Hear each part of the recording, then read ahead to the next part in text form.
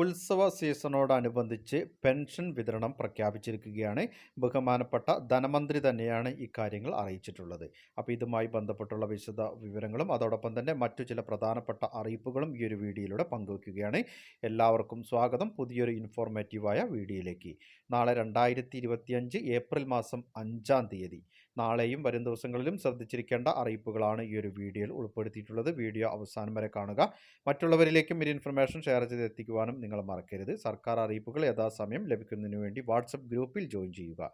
അപ്പോൾ നമുക്ക് വിശദമായിട്ടുള്ള അറിയിപ്പുകൾ എന്തൊക്കെയാണെന്ന് നോക്കാം. ഒന്നാമതായി വളരെ സന്തോഷകരമായിട്ടുള്ള ഒരു അറിയിപ്പാണ് പങ്കുവയ്ക്കുന്നത്. വിഷുവിന് മുന്നോടിയായി 1 മാസത്തെ ക്ഷേമ പെൻഷൻ കൂടി ലഭിക്കാൻ പോവുകയാണ്. സാമൂഹ്യ സുരക്ഷാ ക്ഷേമനിധി പെൻഷൻ ഗുണഭോക്താക്കൾക്ക് ഏപ്രിൽ മാസത്തെ പെൻഷനാണ് വിഷുവിന് മുൻപായി വിതരണം ചെയ്യുന്നത്. ഇതിനായി 820 കോടിയോളം രൂപ അനുവദിച്ചതായി ധനകാര്യമന്ത്രി KN ബാലഗോപാൽ ഇപ്പോൾ അറിയിച്ചിരിക്കുകയാണ്. സംസ്ഥാനത്തെ 62 ലക്ഷത്തോളം ഗുണഭോക്താക്കൾക്ക് വിഷുവിന് മുൻപായി ഈ ഒരു തുക, അതായത് 1600 രൂപ ഒരു ഗഡു ലഭിക്കും. 22 ലക്ഷത്തിലധികം ഗുണഭോക്താക്കൾക്ക് ബാങ്ക് അക്കൗണ്ടുകളിലാണ് ഈ ഒരു തുക എത്തിച്ചേരുക.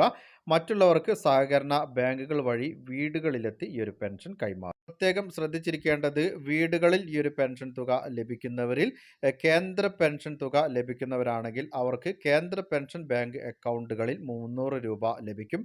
ബാക്കി തുക മാത്രമാണ് കൈകളിൽ ലഭ്യമാവുക.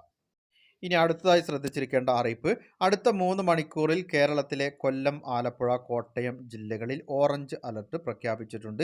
ഇവിടെ ഒറ്റപ്പെട്ട ഇടങ്ങളിൽ ഇടിമിന്നലോട് കൂടിയ ഇടത്തരം മഴയ്ക്കും മണിക്കൂറിൽ 40 കിലോമീറ്റർ വരെ വേഗതയിൽ ശക്തമായ കാറ്റിനും സാധ്യതയുണ്ടെന്ന് കേന്ദ്ര കാലാവസ്ഥാ വകുപ്പ് അറിയിച്ചിരിക്കുകയാണ്. കൂടാതെ ഏപ്രിൽ 6 വരെ ഒറ്റപ്പെട്ട സ്ഥലങ്ങളിൽ ശക്തമായ ഇടിമിന്നലോട് കൂടിയ മഴയ്ക്കും സാധ്യതയുണ്ടെന്ന് കേന്ദ്ര കാലാവസ്ഥാ വകുപ്പ് മുന്നറിയിപ്പ് നൽകുകയാണ്. ഇനി അടുത്തതായി സംസ്ഥാനത്തെ എല്ലാ പ്രധാനമന്ത്രി കിസാൻ സമ്മാൻ നിധി ഗുണഭോക്താക്കളും ശ്രദ്ധിച്ചിരിക്കണം. ഇനി 20ാമത്തെ ഗഡുവാണ് നിങ്ങളുടെ അക്കൗണ്ടുകളിലേക്ക് ലഭിക്കാൻ പോകുന്നത്. വിതരണവുമായി ബന്ധപ്പെട്ടുള്ള നടപടിക്രമങ്ങൾ ഈ ഒരു ഏപ്രിൽ മാസം മുതലാണ് ആരംഭിക്കുക. അതായത് 4 മാസത്തെ ഇടവേളകളിലാണ് 2000 രൂപ വച്ച് വിതരണം ചെയ്യുന്നത്. അത് ഏപ്രിൽ, മെയ്, ജൂൺ, ജൂലൈ എന്നീ മാസങ്ങൾക്കിടയിലായിരിക്കും ഈ ഒരു 20ാമത്തെ ഗഡു നിങ്ങളുടെ അക്കൗണ്ടുകളിലേക്ക് ലഭിക്കുക. ഇതുവരെ 38,000 രൂപയോളം ഓരോ ഗുണഭോക്താക്കളുടെ അക്കൗണ്ടുകളിലേക്കും കൈമാറി കഴിഞ്ഞു. ഇനി 20ാമത്തെ ഗഡു കൂടി ലഭിക്കുമ്പോൾ ഒരു ഗുണഭോക്താവിൻ്റെ അക്കൗണ്ടുകളിൽ ഇതുവരെ ലഭിച്ച തുക എന്ന് പറയുന്നത് 20,000 രൂപയിലേക്ക് എത്തുകയാണ്. ഇനിയും ഈ ഒരു സമ്മാൻ നിധിയിലേക്ക് അപേക്ഷ സമർപ്പിച്ചിട്ടില്ലാത്ത ആളുകളുണ്ടെങ്കിൽ തീർച്ചയായും ഉടനെ തന്നെ നിങ്ങൾ ഈ ഒരു പദ്ധതിയിലേക്ക് അപേക്ഷ സമർപ്പിക്കുവാൻ ശ്രദ്ധിക്കണം. ഇത്തരത്തിലുള്ള സർക്കാർ ആനുകൂല്യങ്ങൾ ഒരു തരത്തിലും നഷ്ടപ്പെടുത്താതിരിക്കുവാൻ പ്രത്യേകമായി തന്നെ ശ്രദ്ധിക്കണം.